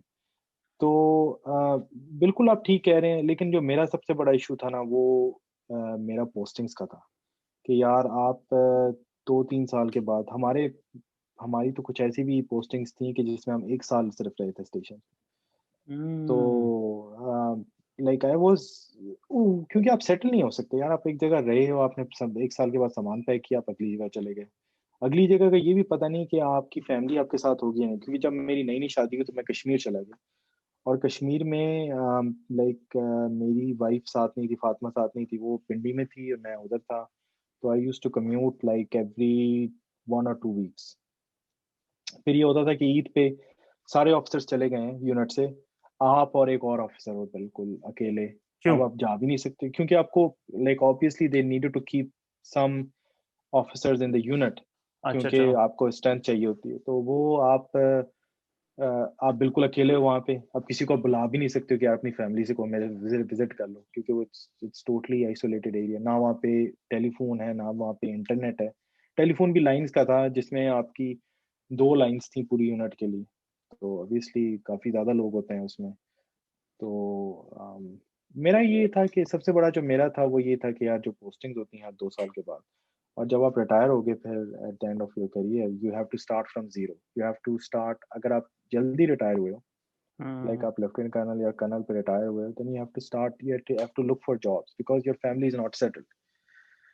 लेकिन मेरे कई दोस्त हैं जो माशाल्लाह they are doing excellent, like मेरे एक में बहुत अच्छा दोस्त है, he is one of the leading plastic surgeon in Islamabad, and he stayed there, he did FCPS, he worked hard, and he is now very excellent plastic surgeon. लेकिन कुछ लोग हैं, they worked here, they came and they और उन्होंने फिर थोड़ा सा push भी किया, गाइड भी किया उन लोगों ने। लेकिन ये होता है कि आपको जब मुश्किल पड़ती है तो आपको अंदाजा हो जाता है कि यार कौन आपका सगा है, कौन आपका दुश्मन है। दुश्मन नहीं, यानी कि आई मीन मुश्किल वक्त में काम नहीं आते लोग, लाइक बड़े हम्म। करीबी करीबी लोग जिनसे बड़ी जिगरियां थी आपकी, जिनके साथ आप लाइक हम लोग अक्सर नाइट स्पेंड करते थे उधर, क्योंकि हम हॉस्टल में रहते थे, तो we would go out and spend night like. Hmm. लेकिन वो एंड में उन्होंने कहा कि जी यार, यानी कि वो फ़ोन ही नहीं उठाते थे, ऐसी ऐसी हालत थी। लेकिन कुछ लोग थे जिन्होंने बहुत काम किया, लाइक बहुत आगे जाके they help lot, even from सही। गाइडेंस से लेके सारी प्रोसेस तक they were very nice, just like आप जिस तरह कर रहे हैं लोगों के लिए, out of the way job. शुक्रिया, शुक्रिया। तो भाई ये बताइए, do you ever feel the guilt कि कभी कोई पुराना दोस्त या पुराने जानने वाला कहे भी कि आपको आर्मी में डाला, पाकिस्तान में आर्मी ने ट्रेन कराया और आप भाग गए पीछे से, तो उनके लिए नहीं, आप क्या कहना चाहेंगे? मैंने रिज़ाइन करके आया था। आई ठीक है। Paid my due I paid hmm. My due और मेरा ये है कि I would like to give back to my college some way और द अदर। आई मीन आप उसी वक़्त दे सकते हो जब आप खुद किसी स्टेज पे पहुँचो। हाँ। तो अभी आप अब जब आप किसी ऐसे स्टेज पे पहुँचे हो, यानी कि मैं तो अभी फिर भी एक जूनियर फैकल्टी में हूँ। जब मैं I would like to contribute towards my college, जो मेरे स्टूडेंट्स हैं वहाँ पे, जो वहाँ पे स्टूडेंट्स हैं, I would like to help them any way possible, like guidance from USMLE लेके, रिसर्च एक्सपीरियंस से लेके, I I will try my best. लेकिन वही होता है कि आप किसी ऐसे स्टेज पे पहुंचे जहाँ से आप हेल्प कर सकें। सही है। मेरा तो ये आई है। Will share your email address in the description. जो बंदा आपसे बिल्कुल सर। कांटेक्ट करना चाहता है वो प्लीज आपको ईमेल कर सकता है तैमूर भाई को। और you know I will make a quick comment here कि आई एग्री, लाइफ में ना बहुत से लोग होते हैं जिनका एक पैशन होता है कि वो दूसरों की हेल्प करना चाहते हैं। I had that passion too. लेकिन उन बंदों का सबसे बड़ा प्रॉब्लम ये हो जाता है कि वो लाइफ में डिट्रैक हो जाते हैं। वो इतना मगन हो जाते हैं, इतना बिजी हो जाते हैं दूसरों को हेल्प करने में कि अपनी लाइफ के बुरे हालात हो जाते हैं। तो अगर आप लाइफ में किसी की हेल्प करना चाहते हो, दूसरों का भला करना चाहते हो, तो सबसे पहले अपना भला करो। जब अपने बिल्कुल पास सही। चार पैसे आएंगे तो चैरिटी करोगे ना। जब अपने पास बिल्कुल कोई सही। डिग्री, कोई नॉलेज आएगा तो दूसरों का बेहतर भला कर सकोगे। तो इफ यू आर बिल्कुल समबडी सही। Like that, with that true passion for altruism, philanthropy, सबसे पहले अपने आप को कुछ बनाओ। जब लाइफ में किसी जितने बड़े लेवल पे पहुंच जाओगे, उतनी बड़ी चैरिटी, उतनी बड़ी फिलांथ्रोपी कर सकोगे। दुनिया में सबसे बड़ा जो फिलांथ्रोपिस्ट है वो बिल गेट्स है, क्योंकि वो दुनिया का सबसे अमीर आदमी है। तो पहले खुद को ऊपर उठाओ ताकि दूसरों को ऊपर उठा सको। तो यू वर गोना बिल्कुल से सही। समथिंग, तैमूर भाई, गो अहेड। नहीं नहीं, मैं आपकी बात से टोटली एग्री कर रहा हूँ कि आप पहले खुद किसी स्टेज पे पहुंचते हैं तो फिर आप आगे किसी को हेल्प कर सकते हैं, किसी को गाइड कर सकते हैं। लेकिन मैं लोकली तो कोशिश कर रहा हूँ कि like I been trying to help students. I been help trying to help medical students, guide करना उनको कि कैसे रेजिडेंसी की एप्लीकेशन में और कैसे रिसर्च में इन्वॉल्व रहना है। Obviously जब आप मैं किसी ऐसे like hopefully I will be in touch with my college like and see if I can be of any help, even like an examiner, external examiner, or giving lectures remotely. I would be very much interested in helping students from there. लेकिन कभी कभार आपकी ये होती है कि जो एक एक्सपेक्टेशन होती है कि अगर आप एक बंदे के स्कोर्स लो हैं, कुछ लोगों के लाइक सीवी इतना अच्छा नहीं है, I mean obviously you have to improve yourself.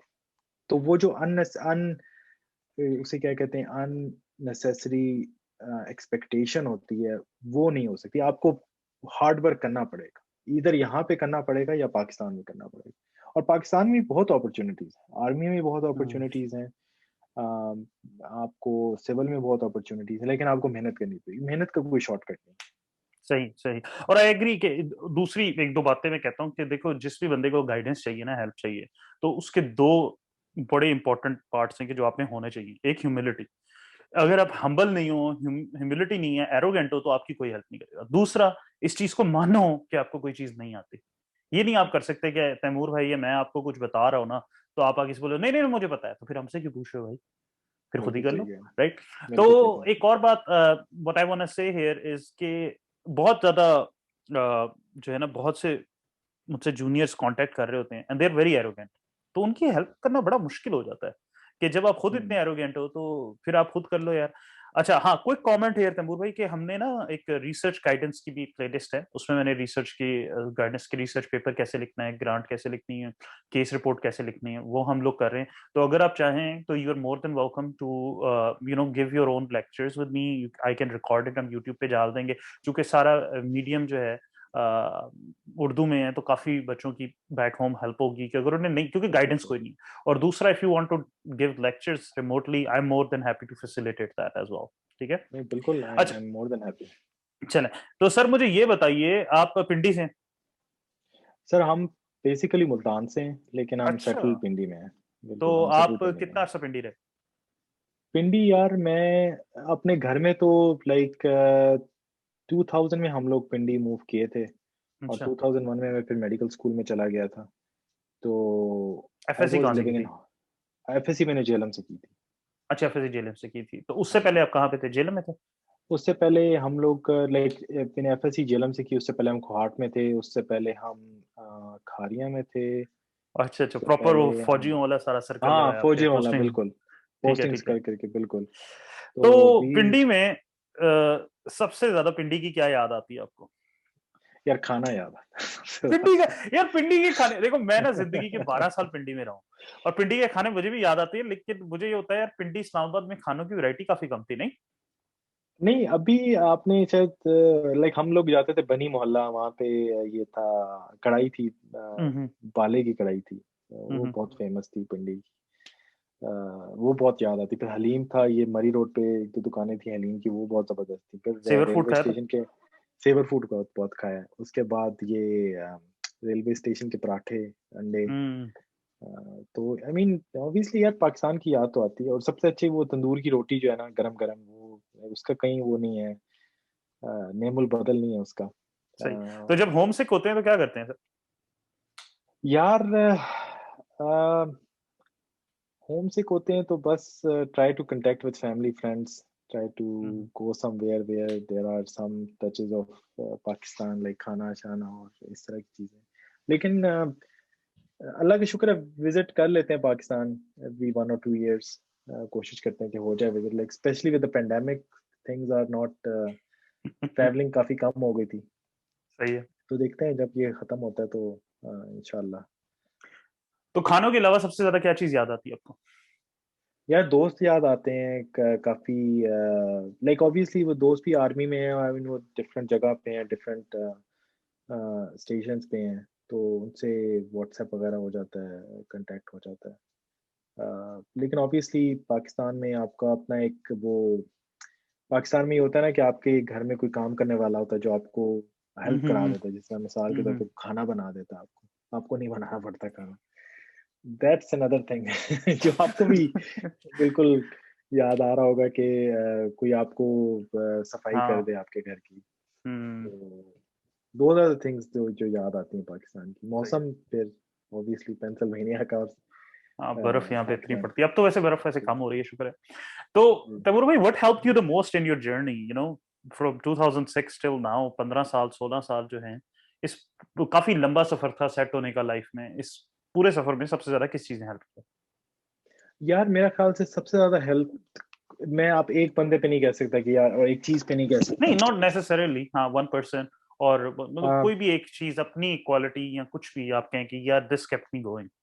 मेरा ख्याल से परसिस्टेंस जो थी ना, कि आपका एक गोल था कि आपने गोल करना है, वो बहुत इंपॉर्टेंट था। इवन फाइनेंशियल डिफिकल्टीज में, इवन आपको फाइनेंशियली, मॉरली, क्योंकि आपका आप थक जाते हो मेहनत कर करके, बट जो परसिस्टेंस होती है हार्ड वर्क की, वो आपको एक चीज होती है जो आपको kept on going.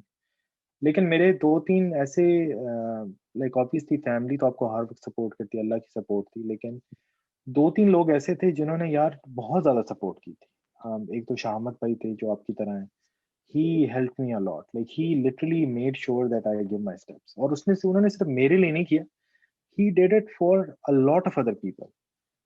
He is a research fellow, senior research fellow Boston में। फिर मेरी जो पीआई थी ब्रिगम में, उन्होंने बहुत सपोर्ट किया। उनका एक तरह का प्रोग्राम था that she would take in, like just like MDs, जो residency applicants थे, and then she would guide them for research papers, and she would like give them good recommendation letters. I mean ये एक तरह की quality होती है आप में, जो बहुत कम लोग आपकी इस तरह help करते हैं। तो लेकिन ये होता है कि आपको, जिस तरह मैंने कहा है कि आपको कहीं ना कहीं से ऐसी हेल्प मिलती है जिससे आपको कोई होता ही नहीं। Like I mean I didn't know Shamat भाई before, I didn't know my PI before, but they help me without any लालच, विदाउट एनी ग्रीड। तो ये बहुत बड़ा एक होता है लोगों में, कि आपको अपनी जिस तरह सही। का ह्यूमिलिटी होती है। आप में जब तक खुद ह्यूमिलिटी नहीं आएगी, आप दूसरों की, और किसी स्टेज पे आप नहीं पहुंचेंगे, तब दूसरों की हेल्प नहीं कर सकते। सही। तो तो what hindered you the most in your journey, if there was anything?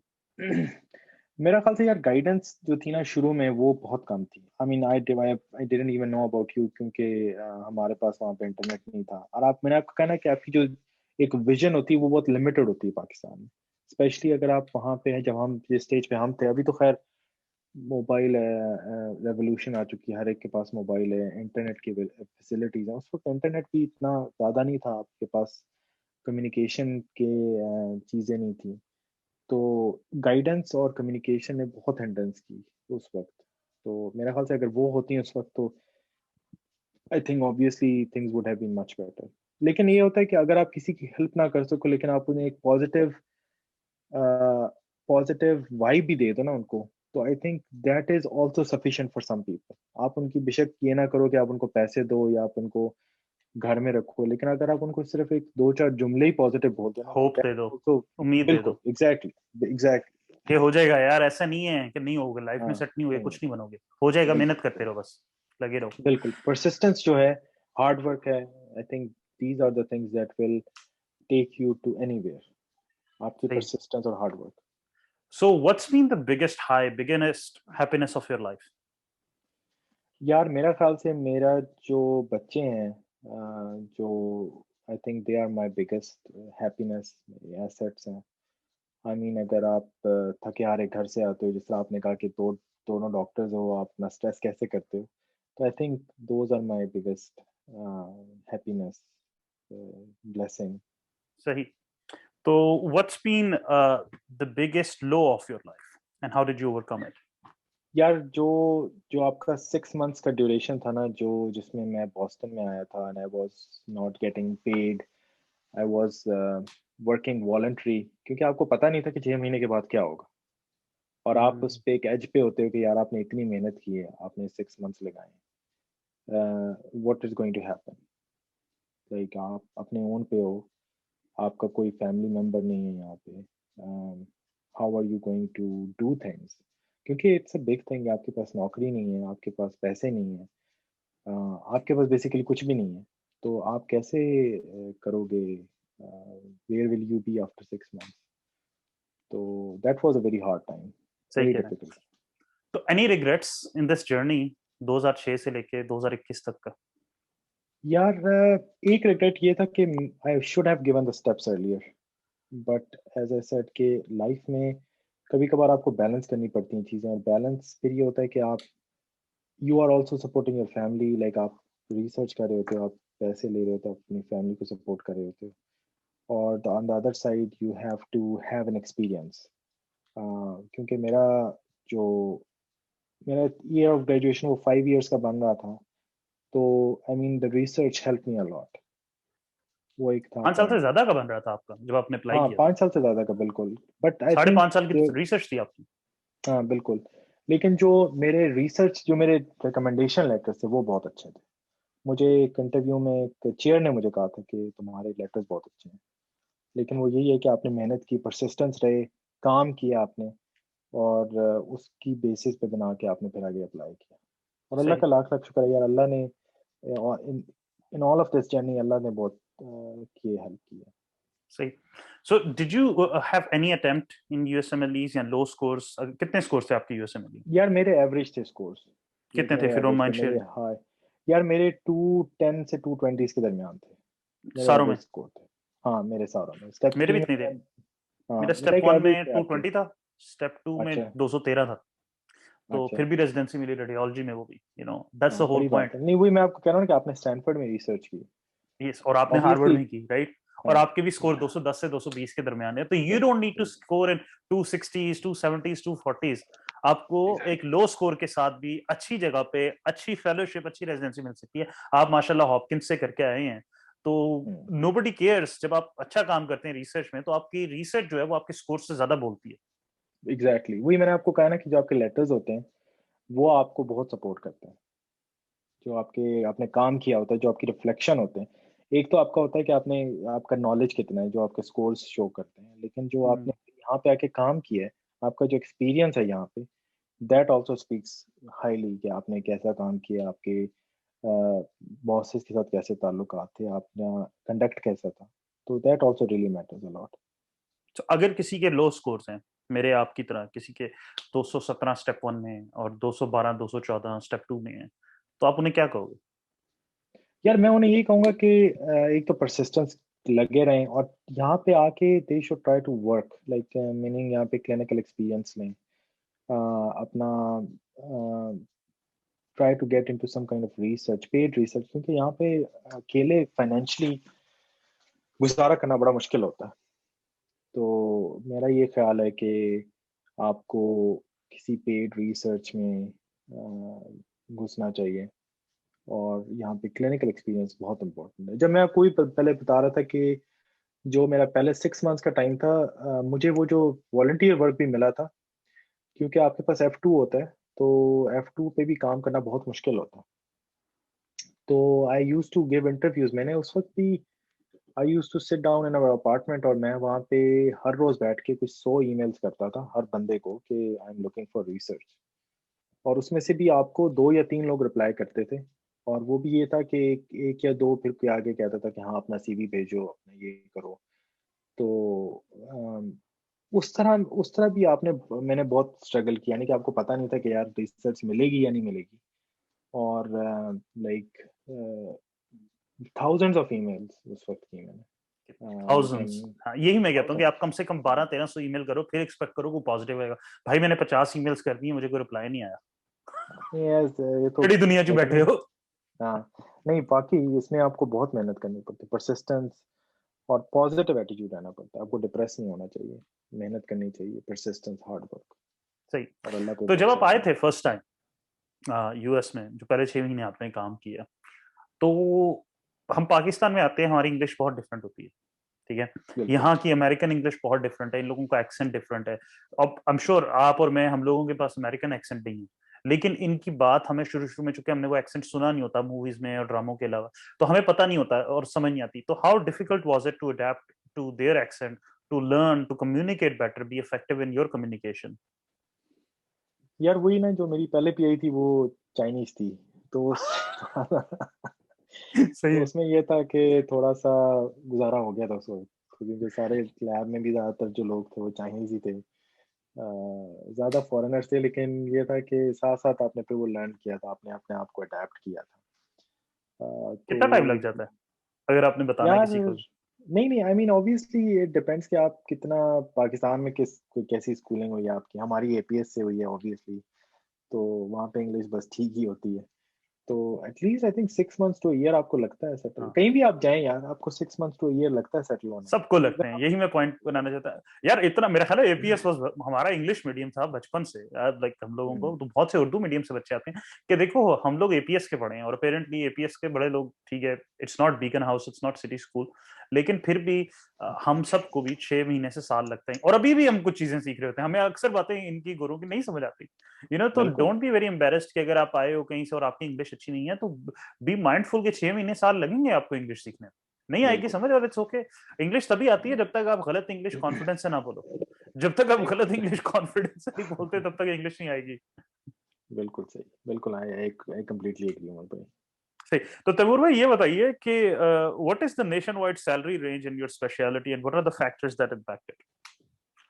यार न्यूरोलॉजी का जो, जब से स्ट्रोक अब कम हुआ है, तो स्ट्रोक ने सैलरी को काफी मूव किया है इन द अपवर्ड अच्छा। ट्रेंड।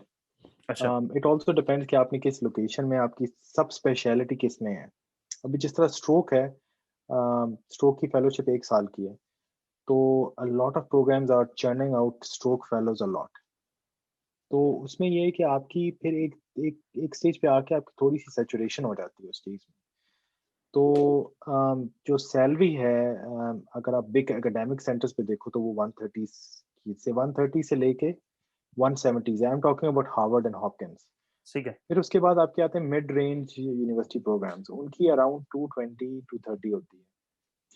और फिर जिस तरह गाइजिंगर या जो some sort of semi academic places होते हैं, उनमें अराउंड 280 से 300 के दरमियान होती है। लेकिन अगर मिड वेस्ट में जाएं तो 400 तक भी है। अच्छा। मुझे कल जॉब ऑफर आई थी फ्लोरिडा से, हम्म। वो 5 5 लाख तक दे रहे हैं साल का। और नो ये सारी वीजा। जो है नंबर्स जो हैं, इनको डिवाइड बाय 12 करके 40% टैक्स निकाल लेना, क्योंकि 40% आपका बिल्कुल टैक्स निकल जाता है, और बिल्कुल रफली जितनी भी सैलरी आती है उसके आधे से ज्यादा पैसे आपके घर में लग जाते हैं, क्योंकि घर अमेरिका बिल्कुल में बहुत महंगे होते हैं अमूमन। बिल्कुल। तो अब ये मुझे ये बताइए कि your biggest challenge that you overcame in this entire journey from final year MBBS 2006 का टिल नाउ, सबसे बड़ा चैलेंज क्या था? यार सबसे बड़ा चैलेंज वही जो 6 मंथ्स थे, वो that was very tough to overcome, to give your best performance. फिर आपकी प्रेजेंटेशंस होती थी, आपको सारे प्रोग्राम्स लर्न करने थे कि यार एक्सेल कैसे काम करता है, वर्ड कैसे करता है, पावर पॉइंट कैसे करता है, आपको नहीं पता होता। मेडिकल स्कूल में ये नहीं सिखाते हैं कि कैसे करना है।